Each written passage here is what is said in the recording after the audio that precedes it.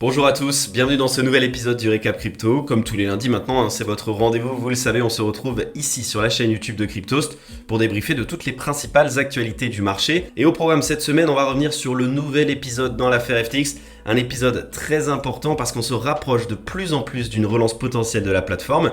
Alors dans quelle direction on va ? Comment ça va s'articuler? Quel sera l'impact aussi pour vous en tant qu'investisseur si vous avez été lésé? Et puis quel sera aussi l'impact sur le marché? Parce qu'il y a une vraie question là-dessus. On va répondre à toutes ces préoccupations dans cette vidéo. Et puis on parlera bien entendu aussi d'autres actualités qui ont eu lieu en parallèle sur le marché crypto. Et je vous propose qu'on ne patiente pas beaucoup plus et qu'on se lance directement dans le vif du sujet. C'est parti! Allez, on commence avec une actualité qui devrait faire plaisir aux plus chauvins d'entre vous et une nouvelle preuve que la France s'exporte avec succès à l'international dans cette industrie crypto. La société Kiln, que vous connaissez certainement, qui est spécialisée en tant que partenaire de staking auprès des institutionnels, a annoncé la semaine dernière que Coinbase Cloud avait ajouté donc Kiln On-Chain, l'un de ses produits, à toute sa gamme d'offres pour permettre de démocratiser le staking d'Ether auprès de tous ses clients et en particulier aussi de ses clients institutionnels. Alors petite parenthèse, Kiln On-Chain, qu'est-ce que c'est? C'est une offre de différents produits assez innovants qui sont principalement des smart contracts qui permettent d'optimiser le staking d'Ether pour les clients de Kiln.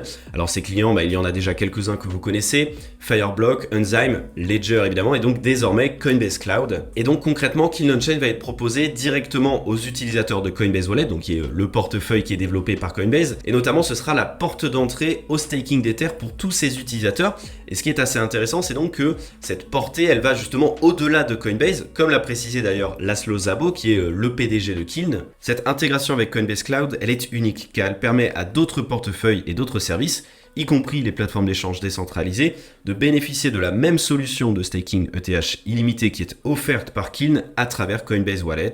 Si ça vous intéresse, j'avais justement reçu Laszlo, le PDG de Kiln, à l'occasion de Paris Blockchain Week il y a quelques semaines, où on discutait de tous ces sujets, de déjà évidemment qu'est-ce que Kiln, qu'est-ce que le staking pour les clients institutionnels, comment ça fonctionne et comment aussi sa société se positionne vraiment très bien dans le paysage de l'industrie crypto à l'international.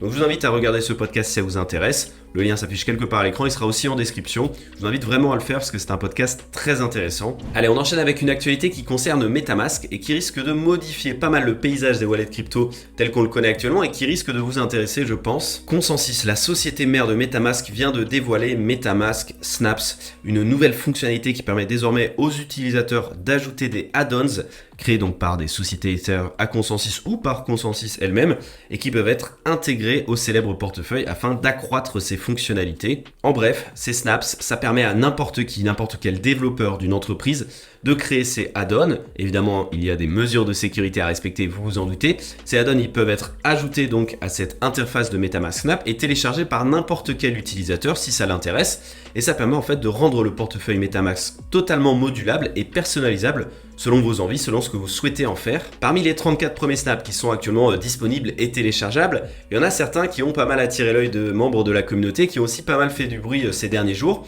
Ce sont ceux qui permettent à MetaMask d'interagir avec des nouvelles blockchains, et notamment avec des blockchains avec lesquelles il n'était pas compatible auparavant. C'est-à-dire que désormais, si vous installez ces snaps, vous pouvez interagir avec Bitcoin, avec la layer de Starknet, avec Tezos, chose qui était complètement impossible auparavant. Alors évidemment, il n'y a pas que ça, mais c'est vrai que ça fait énormément de bruit, donc je voulais insister un petit peu dessus. Mais il y avait d'autres add-ons dont je voulais vous parler qui pourraient potentiellement vous intéresser parce que ça concerne la sécurité sur MetaMask. Ce sont des sociétés spécialisées en sécurité blockchain qui ont développé ces add-ons, qui sont désormais donc disponibles et qui vous permettent d'accroître la sécurité sur votre wallet. Par exemple, ce sont des pare-feux qui permettent d'identifier les actifs de votre wallet qui sont à risque, les réseaux qui sont à risque. Ça permet aussi de vous dire si vous vous connectez à un site qui est potentiellement frauduleux, qui est un site de phishing, etc. Donc voilà, ça peut être très intéressant. Donc je vous invite à consulter la liste de tous les snaps qui sont disponibles sur le site internet donc de MetaMask. Parlons maintenant d'adoption crypto. Quels pays sont les mieux placés dans la course à l'adoption ? Où est située la France dans cette course? Eh bien justement, vous avez toutes les réponses qui ont été données dans ce nouveau rapport qui a été publié par Chainalysis la semaine dernière, son 4e rapport annuel justement sur l'adoption des cryptos, dans lequel elle utilise son fameux Global Index Adoption. Et vous allez voir que les réponses vont un petit peu vous surprendre. En tout cas, c'est pas le classement auquel on aurait pu s'attendre. En effet, je pense que vous n'auriez pas parié sur ce podium, ni même je pense sur ce top 10, que je vais vous révéler tout de suite. D'après donc Chainalysis et son Crypto Global Adoption Index, le pays qui se situe à la première position de ce classement de la course à l'adoption des cryptos, c'est l'Inde. L'Inde en première position, oui. L'Inde qui est suivie de près par le Nigeria et le Vietnam qui complètent donc ce podium. À la 4e position, on retrouve les États-Unis. Ensuite, l'Ukraine, les Philippines, l'Indonésie, le Pakistan, le Brésil. Et enfin, à la 10e position, la Thaïlande. Alors de prime abord, si on regarde ce classement, on constate que ce ne sont pas les pays les plus riches, pas les pays les plus développés qui sont représentés dans ce top 10. Vous allez comprendre pourquoi, hein, il y a une raison derrière et c'est ça qui rend d'ailleurs ce classement assez intéressant à surveiller.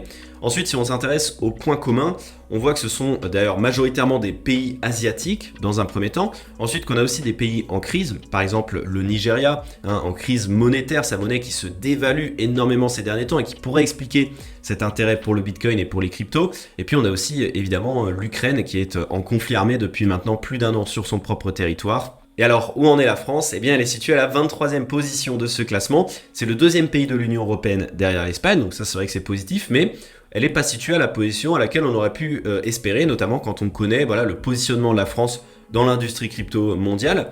Mais justement, eh bien, c'est la manière avec laquelle le Global Index Adoption est calculé qui permet de le comprendre. Et c'est justement aussi la raison pour laquelle je le trouve très intéressant, mais je vais vous expliquer. Alors ce qu'il faut comprendre, c'est que cet index ne calcule pas simplement l'ensemble des montants investis par tous les utilisateurs d'un pays et les compare, puisque ça n'aurait pas vraiment de sens. Ça mettrait beaucoup trop en avant des pays qui sont très peuplés comme les États-Unis et qui sont aussi très développés, ou des pays comme la France et l'Allemagne en Europe. Non, l'idée de cet index, c'est de faire un ratio, de comparer donc ces montants investis avec le nombre d'habitants du pays et aussi avec la capacité d'investissement des habitants de ce pays. Et qu'est-ce que ça signifie ? Eh bien, ça signifie que par exemple, un pays comme le Nigeria, qui a un montant total investi en crypto-monnaie qui est peut-être inférieur à celui de la France, si on fait le ratio par rapport à la capacité totale qu'ils peuvent réellement investir, on se rend compte finalement qu'ils se retrouvent devant la France. Et c'est ça qui est véritablement intéressant pour parler d'adoption crypto dans un pays et donc comparer aussi l'ensemble des pays du monde. Et c'est pour ça que je vous invite aussi à consulter l'article qu'on a écrit sur Cryptost qui résume l'ensemble de ce rapport de Chainalysis qui est véritablement intéressant. Allez, une autre actualité un petit peu plus lourde cette fois-ci mais qui devrait vous concerner, donc c'est intéressant quand même d'en parler. La semaine dernière, le Parlement européen a voté pour le nouveau cadre DAC8, un cadre dont vous allez de plus en plus entendre parler, qui évolue en parallèle de la réglementation MiCA et qui est en fait le cadre législatif, c'est-à-dire ce sont en fait toutes les règles que tous les services des impôts des pays de l'Union européenne devront respecter en matière de crypto-monnaie.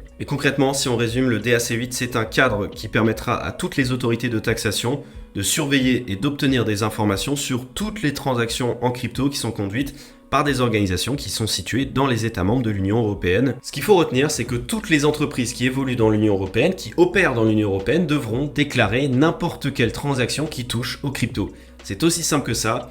Peu importe le montant, peu importe le destinataire, peu importe si on est sur du crypto to fiat, crypto du crypto ou simplement des transferts de fonds, tout devra être déclaré aux autorités fiscales. Et quand je dis tout, ça concerne l'identité de la personne et aussi le montant des fonds qui est transféré dans cette opération. Bref, ce vote du Parlement, c'était la toute dernière étape dans l'adoption du cadre législatif DAC8 dont vous allez entendre de plus en plus parler, je pense, retenez bien ce nom. Ce qu'il faut comprendre, c'est que les pays de l'État membre ont jusqu'au 31 décembre de l'année 2025 pour mettre en place toutes les règles, puisque ce cadre législatif rentrera en vigueur au début de l'année 2026. Pour conclure, on continuera de traiter cette actualité avec Crypto, c'est d'essayer de vous faire comprendre de mieux en mieux dans quelle direction on va et qu'est-ce que ça représentera aussi pour vous, puisque comme vous le constatez, on est dans un contexte de surveillance de plus en plus poussé en ce qui concerne les cryptos en Europe, que ce soit aussi des charges déclaratives de plus en plus lourdes pour les utilisateurs, mais aussi pour les opérateurs, pour les entreprises qui devront traiter une masse de données extrêmement importante. Ça va être vraiment compliqué. En tout cas, voilà, on essaiera d'en parler de plus en plus à l'avenir sur Cryptost. Allez, dernière actualité de cet épisode du Récap Crypto, celle que vous attendiez sur FTX, ce nouvel épisode dans le feuilleton FTX. On se rapproche de plus en plus d'une relance de la plateforme FTX. En effet, donc les repreneurs de l'entreprise FTX, ceux qui ont succédé à Sam Bankman-Fried suite à la faillite de la plateforme, ont publié la semaine dernière un rapport qui fait état de l'avancement du redressement de FTX. Et justement, on en apprend un petit peu plus sur cette relance de la plateforme et notamment sur une phase d'acquisition. Pour placer un petit peu le contexte, ce qu'il faut comprendre, c'est que ça fait des semaines, voire même des mois que les repreneurs de FTX nous explique que la meilleure option pour pouvoir redresser FTX et rembourser tous les clients, puisque c'est leur ambition principale, c'est de relancer la plateforme. Mais ce qui nous manquait dans cette ambition de relancer la plateforme, c'était de savoir s'il y avait, évidemment, vous en doutez, des acquéreurs qui étaient prêts à investir dans FTX. Et bien justement, dans ce nouveau rapport qui a été publié cette semaine par les repreneurs de FTX, on sait qu'il y a 75 entreprises qui sont intéressées à l'idée de racheter la plateforme d'échange. Pour vous donner une petite idée du calendrier, toutes ces entreprises ont jusqu'à fin septembre pour formuler une offre définitive, offre qui sera évidemment étudiée. L'une d'entre elles sera choisie à l'issue du mois d'octobre par les repreneurs actuels de FTX. Et ensuite, l'opération de rachat, d'acquisition sera opérée. En tout cas, il y aura un plan de relance qui sera établi et qui devrait nous être présenté aux alentours du premier trimestre de l'année 2024. Donc voilà, ça se concrétise véritablement. Alors pourquoi est-ce qu'une relance de FTX est la meilleure option envisagée par les repreneurs actuels de l'entreprise pour pouvoir rembourser tous les clients ? Bien, ce qu'il faut comprendre, c'est qu'à l'heure actuelle, FTX n'a pas tous les actifs de leurs clients. Ça, vous le savez déjà, il manque un trou de 2 à 3 milliards de dollars qu'il faut combler. Et bien, l'idée, c'est qu'en relançant la plateforme, on génère des nouveaux bénéfices, ces bénéfices qui permettront potentiellement de pouvoir rembourser les utilisateurs. C'est-à-dire qu'on peut envisager qu'une partie des dettes de FTX envers les utilisateurs sera remboursée avec les cryptos qu'ils détiennent et l'autre partie sera remboursée par le biais, par exemple, d'un token FTX 2.0 qui sera indexé sur les performances de l'entreprise et qui permettront donc aux utilisateurs de pouvoir petit à petit se rembourser. Alors évidemment, on parle de relance de la plateforme, je mentionne FTX 2.0 pour simplifier, mais vous vous en doutez, si on venait à relancer la plateforme, ce serait sous un nouveau nom, une nouvelle entreprise, un nouveau PDG, fini voilà les frasques de Sam Bankman-Fried, ce serait tout propre et surtout très surveillé par les régulateurs américains, vous vous en doutez. Alors je vous parlais tout à l'heure de l'impact sur le marché crypto en introduction. Pourquoi est-ce que c'est intéressant d'en parler? C'est que même si de prime abord on se dit que c'est une nouvelle positive et donc que l'impact sur le marché pourrait être positif, en réalité c'est pas vraiment le cas, tout simplement parce que dans le rapport, on en sait un petit peu plus sur les actifs qui sont détenus par FTX et qui pourraient être liquidés pour tirer évidemment du dollar, vous vous en doutez. Et cette liquidation pourrait impacter fortement le cours des actifs concernés. Et bien justement, il y a eu une actualité la semaine dernière qui allait dans ce sens-là, c'est qu'un tribunal des États-Unis a donné l'autorisation à FTX de liquider tous ses actifs, les 3,4 milliards de dollars de crypto que détient FTX pourraient être liquidés très prochainement. Alors il y a quand même une limite de 100 millions de dollars par semaine, mais l'impact sur le cours de ces cryptos concernés pourrait être assez important. Alors quels sont les cryptos concernés? Justement, eh bien FTX détiendrait 720 millions de dollars de Solana, Sol, 353 millions de dollars de Bitcoin, 113 millions de dollars d'Ether et 66 millions de dollars d'Aptos APT. Alors il y a quand même quelques éléments importants à vous mentionner pour ne pas tout de suite tomber dans la panique. Ce qu'il faut savoir déjà, c'est que FTX n'ambitionne pas de tout vendre d'un coup, ils souhaitent conserver certains actifs, ça c'est le premier point. Deuxième point, ils ne détiennent pas forcément réellement tous ces actifs. Ce qu'il faut savoir, c'est que FTX a investi dans certaines entreprises et donc ils n'ont pas obtenu tous les tokens d'un coup, c'est le mécanisme de token unlock. On leur distribue une partie au départ et puis on leur redistribue après tous les mois ou toutes les semaines des tokens. Donc certains sont encore verrouillés et ne sont pas accessibles à FTX. Ça c'est le deuxième point. Et le troisième point, c'est la méthode de revente de ces tokens. Il y a déjà des personnes comme par exemple Justin Sun, le fondateur de Tron, qui se sont positionnés pour pouvoir racheter en OTC, over the counter, c'est-à-dire qu'ils s'accordent sur un prix et ils s'échangent les tokens, ce qui signifie qu'ils ne passent pas par le marché et qu'ils évitent donc que le marché soit impacté par ces ventes. Bref, voilà, en conclusion, au-delà de cet impact sur le marché à court terme qui est évidemment à surveiller quand même, ce qu'il faut retenir, c'est que dans cette ambition des repreneurs de FTX de relancer la plateforme pour pouvoir rembourser les utilisateurs, on vient de franchir une étape supplémentaire et ça c'est plutôt positif. D'ailleurs, je vous invite à consulter un des derniers articles qui est sorti sur Cryptost au sujet de FTX. On vous redonne la procédure pour pouvoir réclamer les crypto-monnaies que vous avez perdues si c'est le cas, puisque le portail de réclamation a réouvert la semaine dernière. Donc voilà, je vous invite à faire ça pour vous rendre éligible potentiellement à un remboursement de FTX. Si évidemment vous avez perdu des fonds sur cet exchange. Voilà, on a fait le tour des principales actualités de l'écosystème crypto, il y avait pas mal de sujets, mais je voulais quand même faire une grosse parenthèse sur FTX parce que c'est vrai que c'est une actu qui a été majeure, on a tous en tête encore cette faillite de la plateforme d'échange. J'imagine que parmi vous, il y en a certains qui ont été touchés, donc voilà, je voulais vous donner un petit peu toutes les clés pour pouvoir comprendre ces dernières actualités au sujet de FTX. En tout cas, j'espère que l'épisode vous aura plu. N'hésitez pas à nous le dire dans les commentaires. N'hésitez pas à vous abonner, à mettre un like à cette vidéo. Et puis moi, je vous souhaite de passer une excellente semaine. Et je vous dis encore une fois à lundi prochain.